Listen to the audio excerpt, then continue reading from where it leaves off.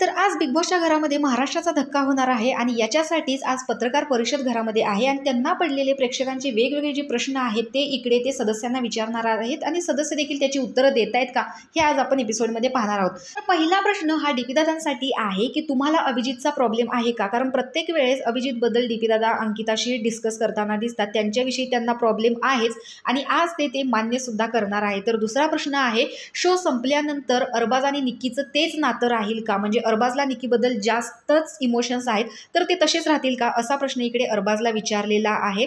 तर त्याच्यानंतर राजश्री मराठीने इकडे जान्हवीला प्रश्न विचारलेला आहे की जान्हवीचं नक्की काय चुकलेलं होतं, कारण जान्हवीबद्दल सगळ्यांच्याच मनात राग होता आणि काही दिवस ती टीम बी सोबत सुद्धा दिसत होती।